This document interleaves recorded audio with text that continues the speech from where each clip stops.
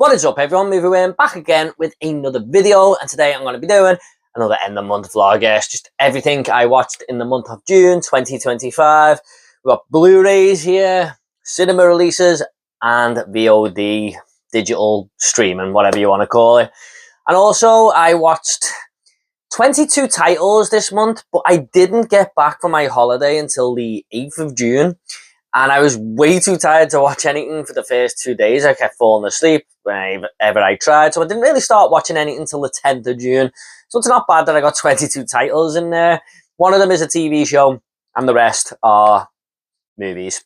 So let's just get into it now with the first thing that I watched in June. First up is going to be Lilo and Stitch, or Lilo and Stitch. I don't really know how you pronounce that. Not the remake that's just came on the cinemas, or is sort of going off the cinemas right now. This is the original. I'd never seen the original movie, and I thought now was the best time, because me and my wife did plan on going and seeing this remake. It's not going to be in this month's watch list. We didn't get around to it. I think there's like one showing here and there, but we're probably going to wait now for Disney Plus. But this is really good. I can see why they've done a remake, because it's a very fun movie about this sort of creature that gets made on this other planet by a scientific sort of experiment. And it's this creature is, of course, Stitch, who comes down to Earth and is sort of roaming free there, while these people who are from the other planet, these aliens, come after it. But he befriends this young girl who she takes him in to be a pet. And you know what? It's just a really heartwarming story about friendship, because this Stitch is really like a loose cannon, and you know, he doesn't really know the rules of being humane or anything like that. He just goes off on wild little tangents here and there. But I thought that it was really funny at times. I really liked the Ving Rhames character, Mr. Bubbles, who's like this FBI agent, but he's more of a social worker. I enjoyed it. I'm really looking forward to checking the remake out now. But yeah, I would like to add this into the collection one day. I know it's just got a 4K. Maybe when the price comes down or something, I'll add it in there, because it's a really good Disney movie. So yeah, really enjoyed Lilo and Stitch. Next up, we have Clown in a Cornfield. I'm a big slasher fan, so this worked for me. I don't know if it's going to work for everyone else, because there are some silly moments in this, but it's another killer clown movie, Frendo the Clown. And this sees a young girl and her father having to move to this town because he is the new, I can't remember if he's the new doctor. Yeah, he's the new doctor who's coming to this town. So they've got to move there, and they don't know anyone, but this young girl befriends a load of these people in school, and they sort of come across this Frendo the Clown character who's got this rich history in the town and everything, and the killings start to ensue. And it is just like a simple slasher movie for about half the film, and that was fine with me. I was quite enjoying that. And then it kind of does something a little bit more different than other slasher movies. Nothing too out there or anything, but when I realised what was actually going on, I was like, oh, that's interesting.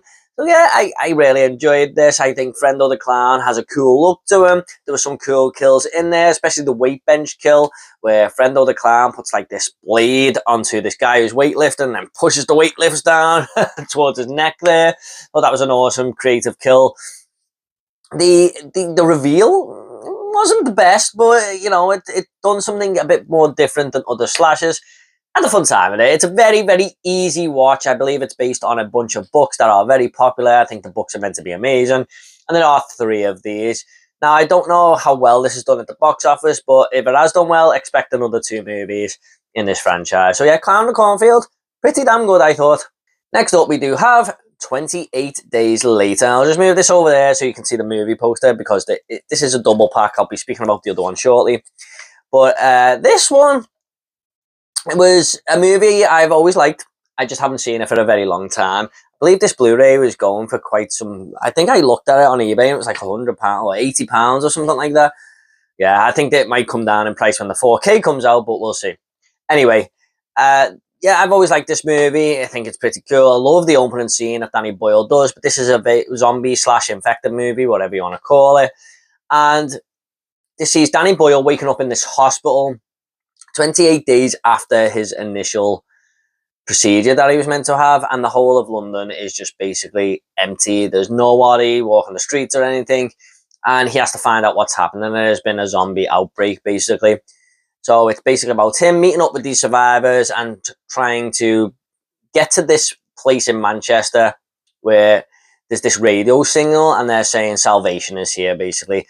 And the movie sort of goes into a little bit of a different film in the third act where zombies are the least of their worries. And I really like, each act of this movie has. We got sort of Cillian Murphy trying to figure out what's going on, and then second act we sort of see them just how the world works and these characters just trying to survive in the world, and the third act goes into this like army barracks type deal. But yeah, I really enjoy it. My biggest problem with it is the picture quality. Danny Boyle apparently shot this on digital cameras back in the day. I don't know if he'd done it for effect or anything, but I never ever got used to the picture quality. It looks absolutely terrible. It's a well-known fact about this movie now. This looks like a VHS, so prepare yourself when watching it. It's not just a Blu-ray. No matter where you watch it, whether you buy it on digital, stream it, it's going to look pretty bad. Even the 4K that's coming will probably look pretty bad unless they do amazing things with that, which I don't think they can, but we'll see. But yeah, solid film. Because the new one was coming out, I wanted to revisit this. And I have fully reviewed it over on my horror channel, guys, and all the spoiler details and everything with the second movie. So I'll leave my 28 days later playlist down below from my horror channel. And you'll also find my 28 years later review on there as well, which I'll talk about very shortly. But yeah, 28 days later, pretty solid zombie movie, / infected movie. Just not a big fan of the picture quality, unfortunately. Next up, we have Dangerous Animals. Now, this is a real nice surprise that came from nowhere. This is a shark movie with a little bit of a twist. This sees Jai Courtney as this absolute psycho madman. He really reminded me of the John... what's his damn name? John something. Was it Mick? Ah, man, I can't remember his name. The killer off Wolf Creek, anyway. And it might be because there's all Australian accents going on in this movie and it's based in Australia. That also might play a part. But he was very demented like that character. And he basically kidnaps women, takes them out on his boat, just into the middle of the ocean there so no one can see or no one knows what's going on. And he basically feeds these women to sharks while they're alive and videotapes them and everything. And he just gets off on that.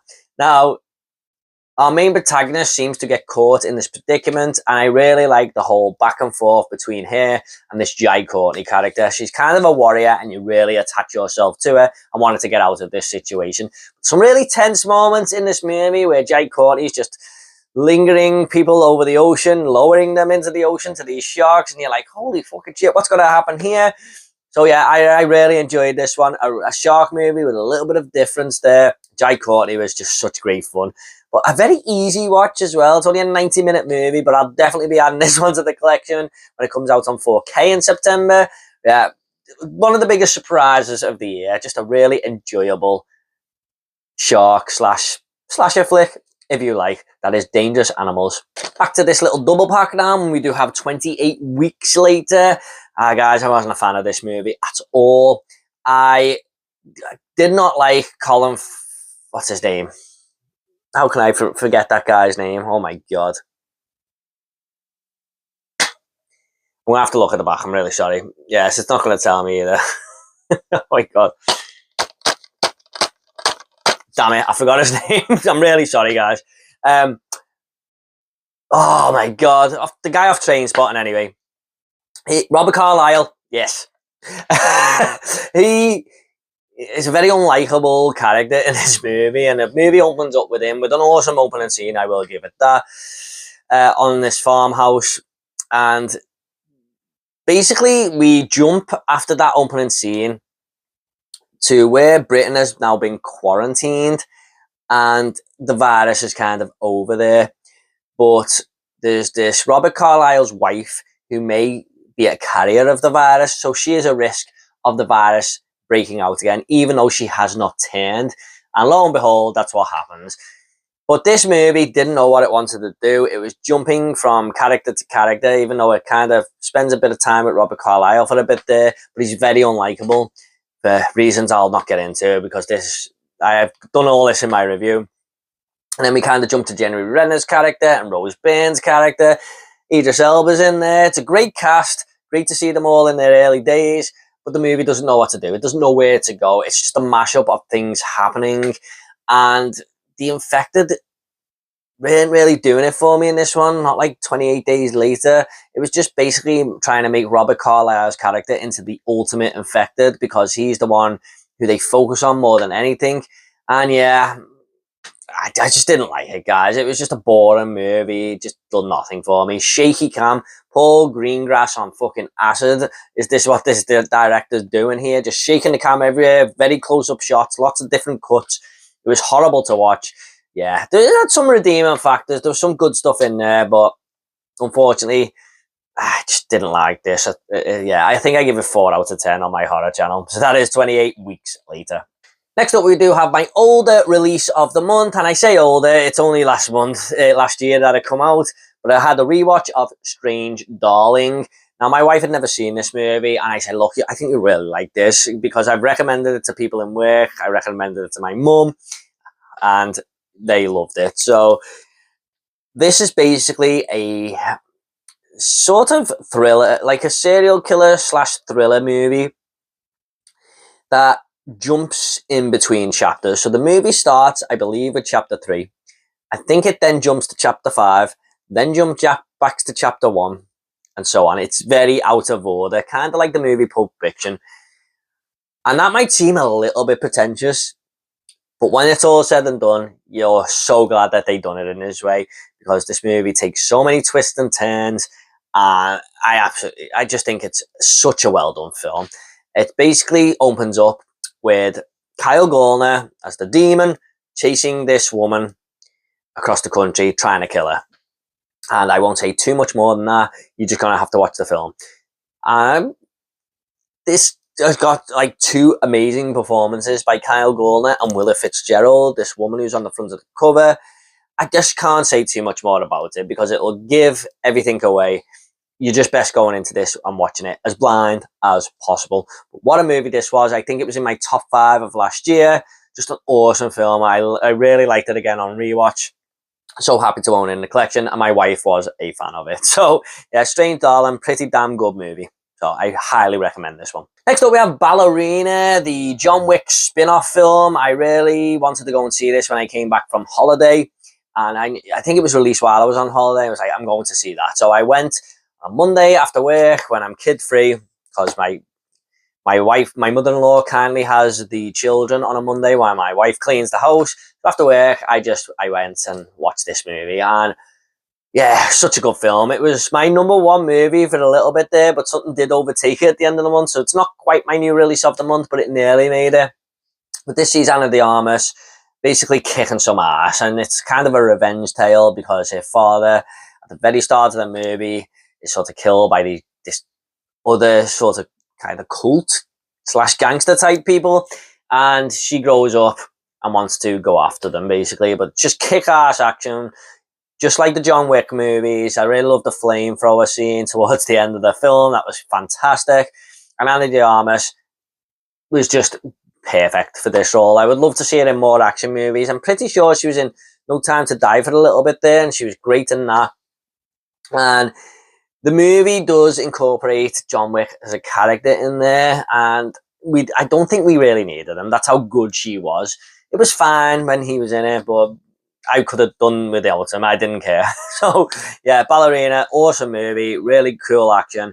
And I like the John Wick franchise. I don't absolutely love it or anything, but I think it's pretty damn good.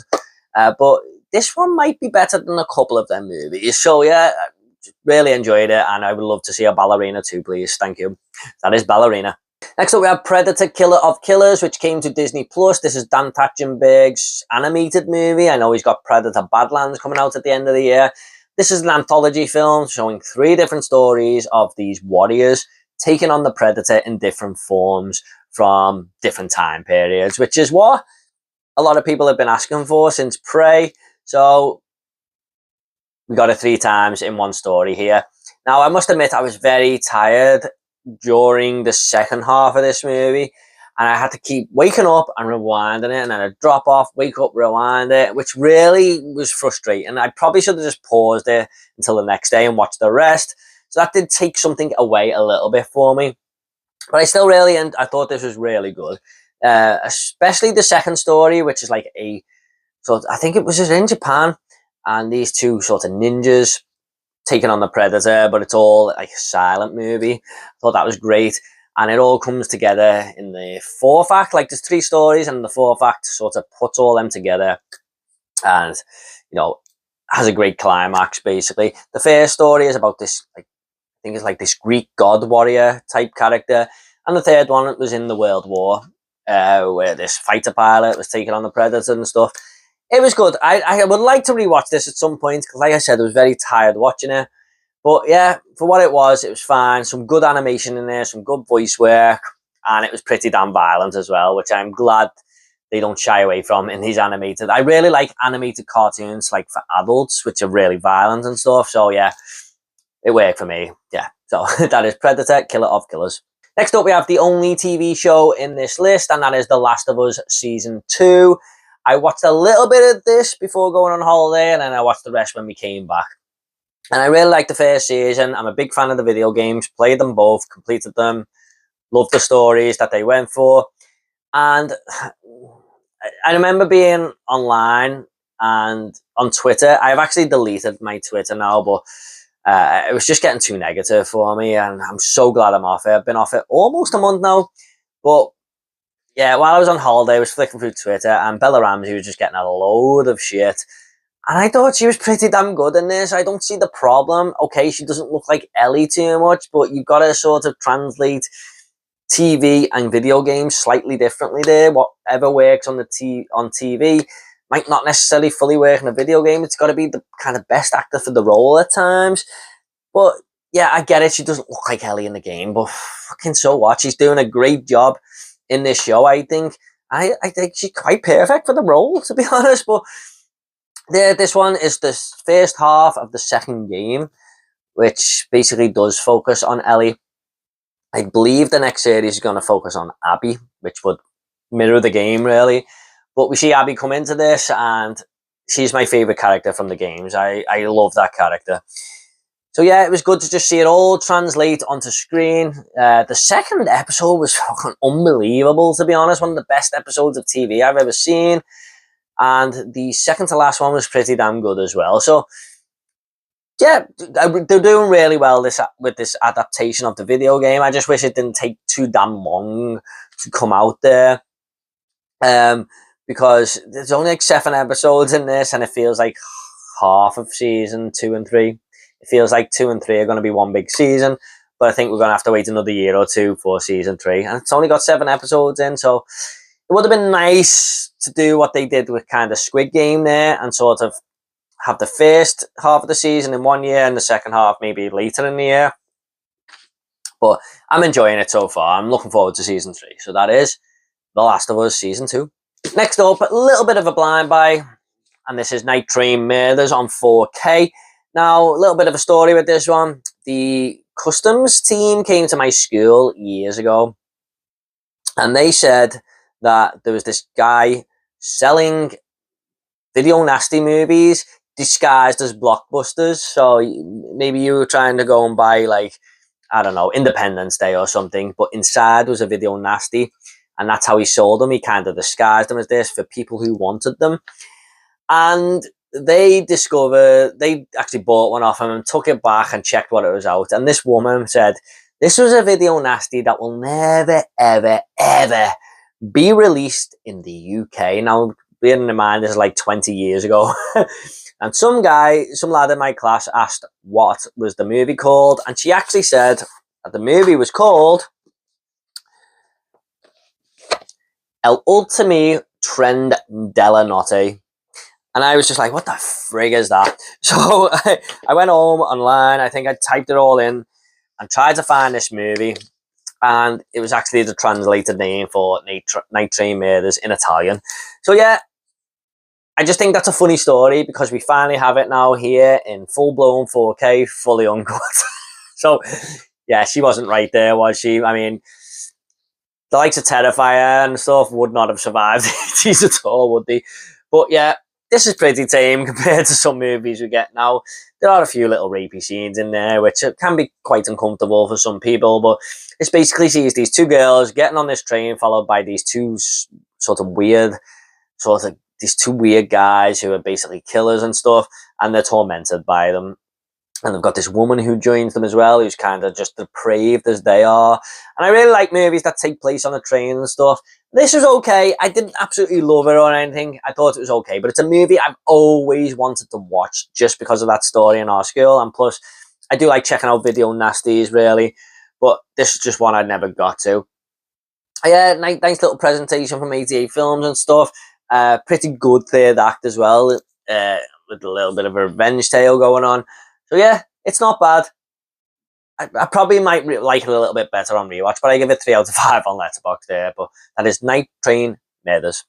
Next up, we do have my new release of the month, and that is 28 Years Later. I absolutely loved this film. I know some people weren't as hot on it as I am, but literally everything worked for me. Now, this takes place 28 years later, obviously, from the first couple of movies.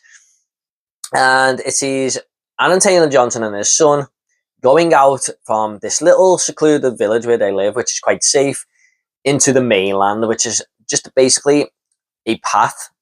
And when the tide goes out, they can walk across the path.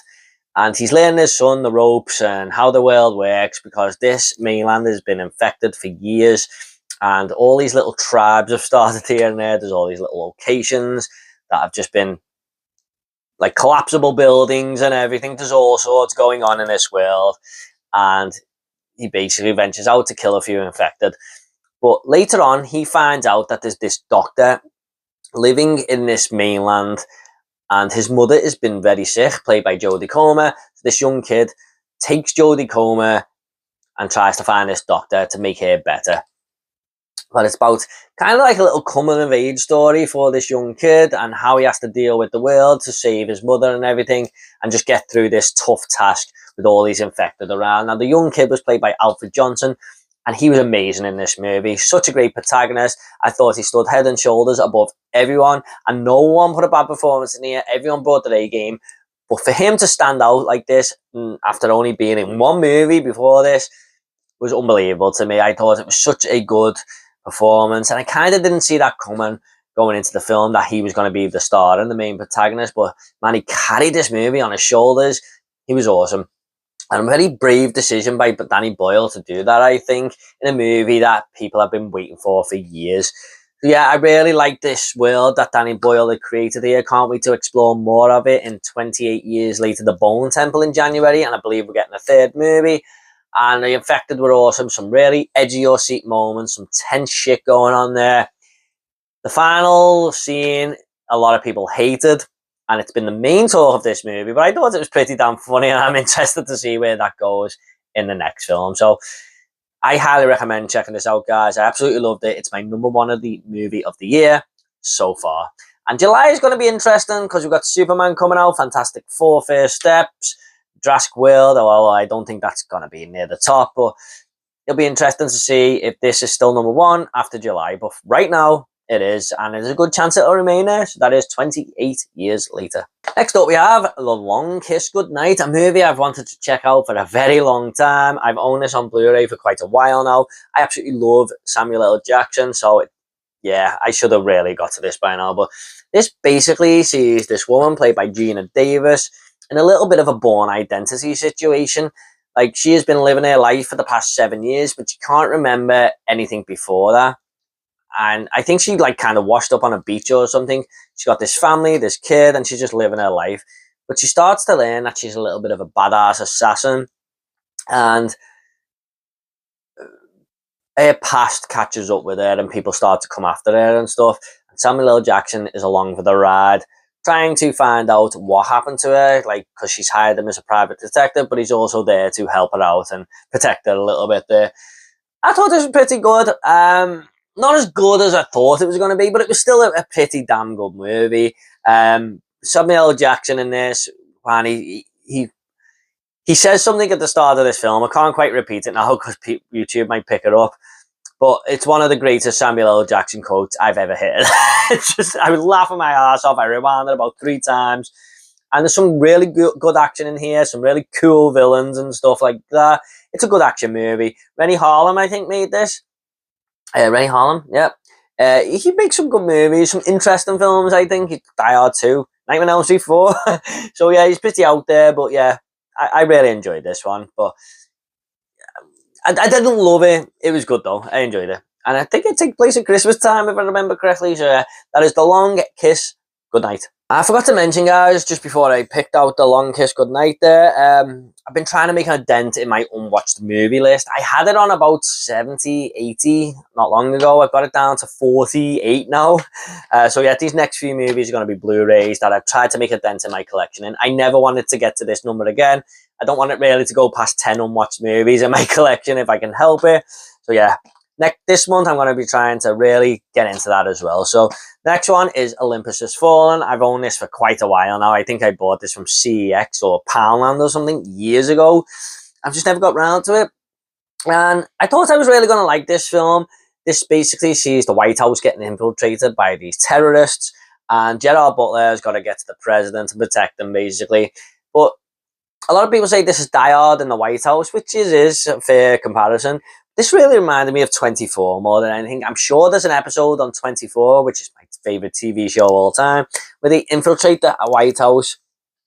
And it just had all the feelings of that, you know, all the political stuff going on and everything. But this basically is a lot of explosions, a lot of action, and a lot of far-fetched silliness. And after a while, I was just like, this is just getting very repetitive now. It just felt like scene after scene of shit being blown up and people getting shot.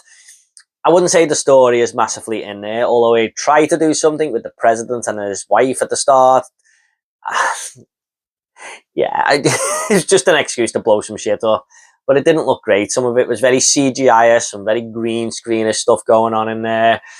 So yeah, I didn't really enjoy it all that much. It was fine. It's perfectly watchable. But I think a lot of people love this movie way more than I do because I've had nothing but high praise for this film. For me, it was just watchable, very forgettable. So that is Olympus Has Fallen. Okay, last month, guys, if you did watch my end of month vlog, I talked about Species and Species 2. And I just want to take this moment to say rest in peace to Michael Madsen. He's not in these next two movies, but just bringing Species up again. Yeah, it's sad. He only died like yesterday as of recording this.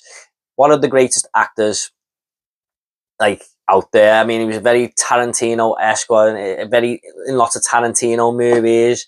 I loved him in Reservoir Dogs, of course, as Mr. Blonde there. What a great character he is in that. And I liked him in Species that I really watched recently, Kill Bill and everything. Yeah, he's been in a lot of stuff.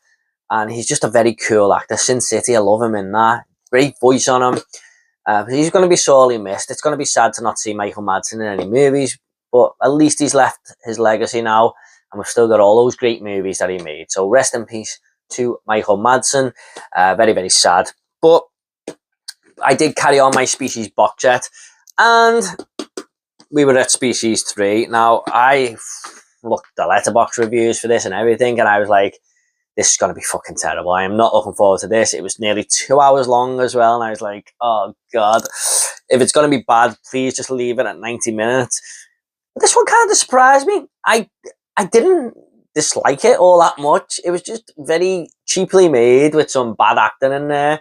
But there's an attempted story in here about these two scientists trying to figure out the whole species gene, and they have one of these aliens living with them, which was a little bit weird because she's like a good sort of alien. She doesn't know right from wrong, really, but you know, they're trying to teach her here and there, which just felt weird to have one of these characters living with them after the events of the reverse species, where she's just a killer machine. But it was interesting, you know, to see these characters try and work out about their species and stuff like that. When the third act, it kind of goes a little bit wrong and a little bit action orientated. But I didn't dislike it all that much. It was fine. It was a little bit. It was feeling the runtime a little bit, but yeah, I was better than I thought it was going to be. I didn't mind it, to be honest. It was fine. The Anaconda box set by 88 Films. I will say Anaconda 1 and 2 are great. 3 and 4 are absolutely fucking like some of the worst movies I've ever seen. This isn't quite that. Okay, Species 3 was alright. Some thought got into it. So yeah, wasn't too bad. That is Species 3. And next up we have Species 4, The Awakening. Now, this wasn't as good as 3, but I was into this movie until about the end of the second act, and it went downhill. But this sees this young woman who doesn't actually know that she's one of these aliens, these species, and things start to happen where she has to be told that, yes, she is not a human and stuff like that. So they go to Mexico, her and her father, if you like, who has basically lied to her about her past and everything. He's lied that much that she believes that she has all these memories as a kid. And they go and find this guy who might be able to prolong her life because they don't have a very long lifespan. And when they extend her life, she sort of becomes a different person. Kind of give me Pet Sematary vibes, really. Where they bury people in the cemetery and they come back and they're totally different. Kind of felt like that. But in the third act, it kind of just went all messy and silly, and I just stopped caring. But like I said, better than the Anaconda films. But I give this one 1.5 on Letterboxd. I give Species 3 2.5. This one was a 1.5. But it was okay. I was into it for a little bit, but then it just went silly with some bad visual effects and stuff like that. But I didn't hate it. It was alright for the 4th entry straight to TV movie, I suppose. That is Species 4, The Awakening. And that box set is done now. So yeah, glad to own that in the collection. Nice little box set there from 88 Films. So that is the Species box set. Fully done. Next up, we have a movie that got sent to me by my friend Tom180. Very generous guy. Speak to him all the time. Very loyal subscriber. So he sent me this ages ago, like 2 years ago maybe. And Tom, I know I've spoke to you about this, but I'm really sorry I've only just got to it now. And that is Grudge Match. And I looked at the reviews on Letterboxd, just the scores. I don't try and look at reviews too much, but I couldn't help myself. I was looking for something to watch. And they were like 2.5, and I was like, oh. But I feel bad on Tom if I don't watch it. I want to watch it. But I didn't expect nothing going into it. And tell you what, man, I had a great time with this. I actually give it a 3.5 on Letterboxd. This is seeing De Niro and Stallone, who were great fighters in their day. And they had 2 matches where De Niro won one and Stallone won one. And they never got that third match. And something happens on social media later on and brings these 2 guys back into the present.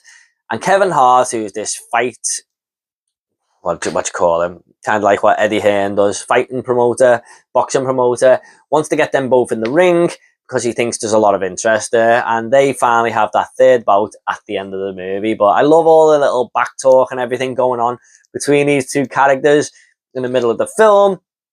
And there's a little bit of a romance side of things there involving this Kim Basinger's character and these 2, which I won't get it too much into. Just watch the movie. It's quite an interesting take on it. And you got John Bernthal in there as De Niro's son and everything. And Kevin Hart was absolutely hilarious. And like, there's some really funny moments with Kevin Hart.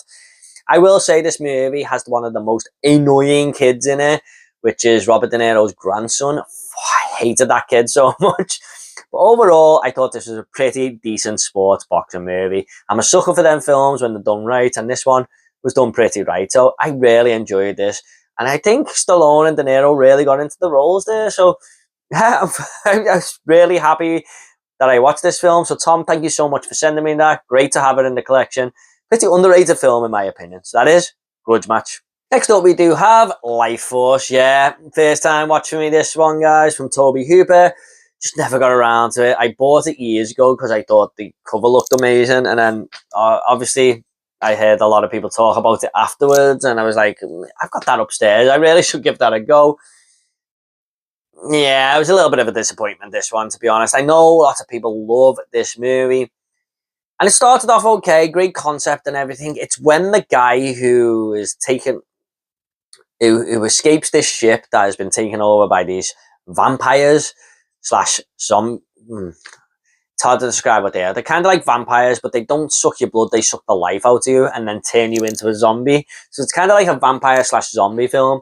This guy survives this ship that these vampires have took over before they came to Earth because he escapes in this shuttle pod And when he came into the movie, I thought it kind of went downhill because I did not like his character whatsoever.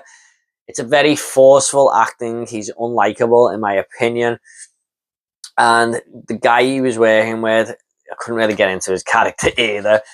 Yeah, it had some good ideas in there. You got this chick in there, I forgot her name, but she's basically naked all the way through the film, and that's what everyone seems to talk about when talking about this movie, is how good looking the naked chick is, and yeah, she is, I suppose. I thought the zombies, when they were turned into zombies, looked awesome. Some great puppetry type of work going on there, makeup effects and everything. But it just kind of seemed to drag for me, and just a very silly ending and stuff. Yeah, it just didn't work for me, to be honest, guys. I would like to rewatch this one day because I know a lot of people love it. When that'll be, I don't know. But I just have this very hit and miss, more miss sort of relationship with Tobe Hooper. Like, I love the Texas Chainsaw Massacre. It's my favorite horror movie of all time. I don't really like the second one. Eaten Alive wasn't great. This wasn't great, but I really like The Mangler. So, yeah, Poltergeist as well, I'm not as high on as most people. So yeah, I'm a little bit of a hit and miss with Tobe Hooper. I think he absolutely fluked the Texas Chainsaw Massacre, in all honesty. Like, for a director to do something that amazing and then have some mediocre films right after it, that's just my opinion. Okay, full respect to Tobe Hooper and everything, but yeah, I don't think his movies really hit all that much. I'm more disappointed in them than like them. So yeah, this one was a little bit of a disappointment as well. But I know I'm on an island with that, and there'll be people shouting at the screen and everything now. This one, it's just quite working for me, guys. That is Life Force. Next up, a couple of new releases now, and next up we do have The Ritual, starring Al Pacino and Dan Stevens. I wasn't really looking forward to this one going into it, but I kind of wanted to watch it for my end of month horror wrap-up, where I rank the horror movie new releases that I watched at the end of the month. So if you want to watch that video, guys, I'll leave that down below as well. But there's another exorcism movie, and this one started off okay, even though I had heard terrible things about it. Getting into Dan Stevens' character and him, I think he kind of wanted to retire as a priest and stuff like that. Losing his faith a little bit, but then again, that is a cliche with these exorcism movies, isn't it? And we got Al Pacino in there, who comes in to help him deal with his exorcism in the 1930s. And this young girl basically is going through all these rituals, like Ritual 1, Ritual 2, Ritual 3, and it's basically just the same thing over and over, where she screams at the priests, swears at the priest, vomits at the priest, runs up the wall a few times, then vomits at the priest, swears at the priest, shouts at the priest, vomits again, then swears at the priest, vomits, runs up the wall, vomits, screams, swears at the priests. Like your typical everyday exorcism film. I absolutely hated this movie, guys. I'm not gonna lie, it was just absolute shite. It was. I hate this subgenre, to be honest. I love The Exorcist. I think it's one of the greatest horror movies ever made. The Last Exorcism is a pretty good found footage horror movie. And The Exorcism of Emily Rose is okay. But most of these films that I see, like The Pope's Exorcist, The Exorcism from last year, they're just crap, and this was no different. A very cliched exorcism movie that I will never watch again. It's one of the worst movies of the year. And Al Pacino, who's my favourite actor of all time, couldn't even save this damn thing. The only redeeming factor was Dan Stevens, which is weird, because Al Pacino usually stands above the other cast members that he's with, like The Irishman, even though he's got De Niro and Joe Pesci next to him. I still think Pacino stands above them two actors in that film. But Dan Stevens was actually the standout here. Al Pacino ain't very good in this film. I hated the accent he put on and everything. Yeah.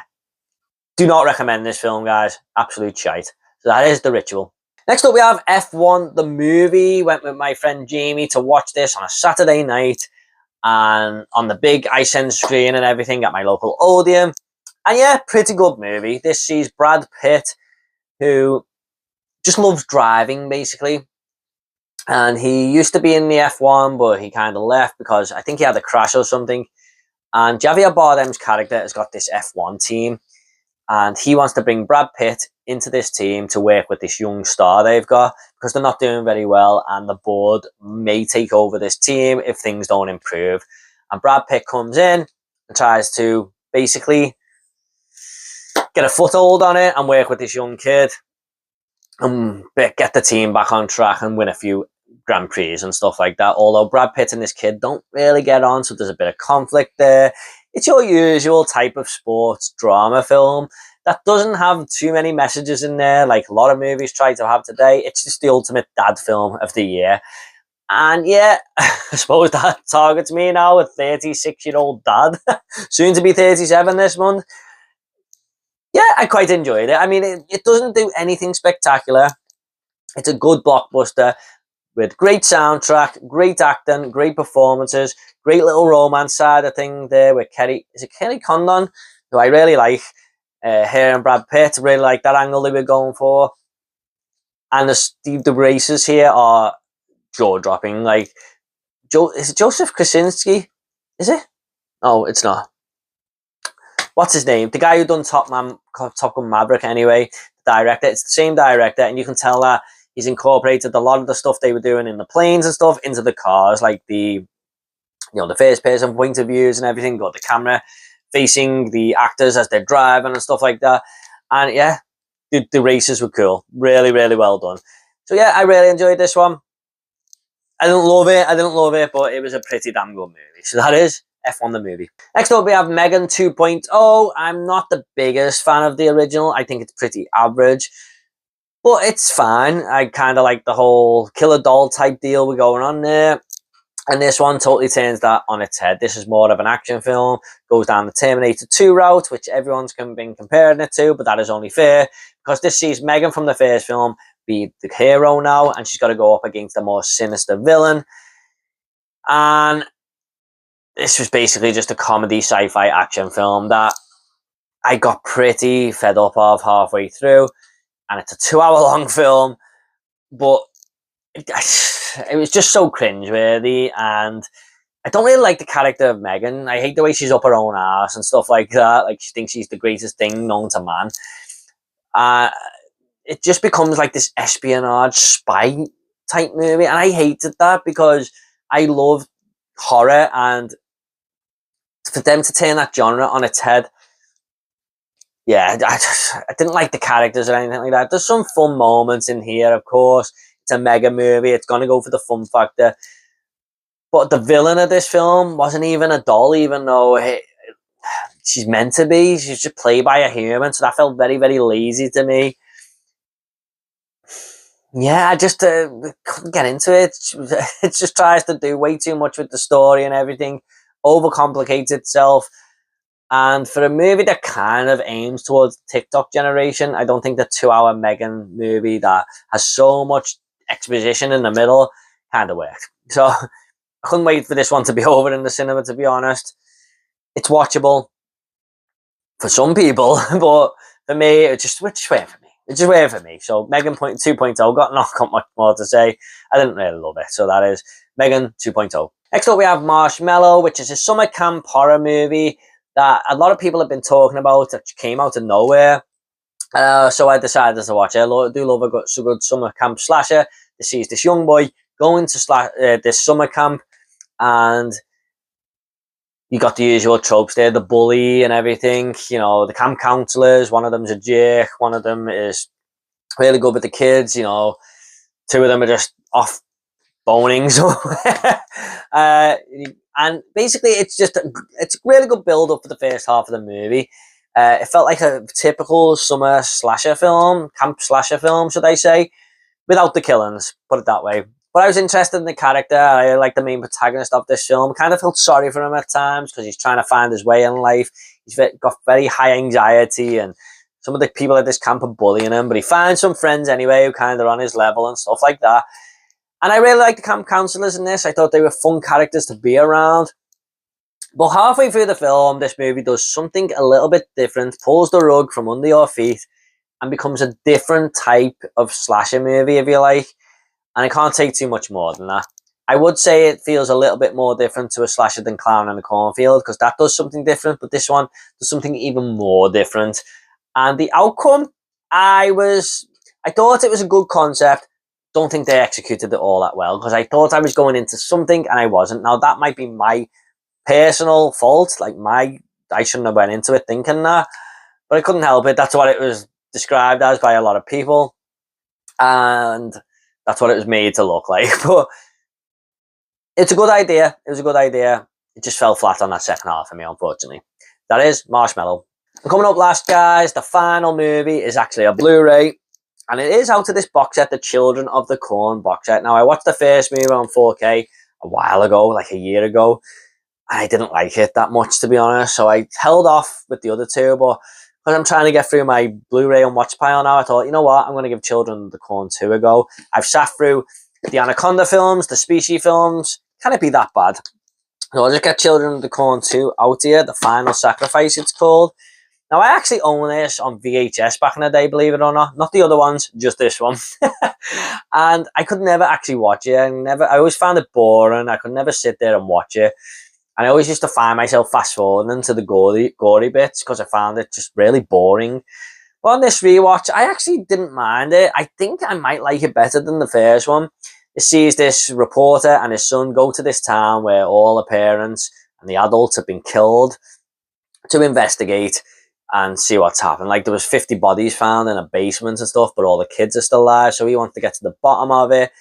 But then a new sort of cult with these children is forming while they are there, and they kind of have to watch out for the kids and the corn, if you like, as the kids always say, the corn maybe do it or whatever. And it had a few bad actors in there, a few unlikable characters, like the main father, the journalist. I couldn't really latch onto him.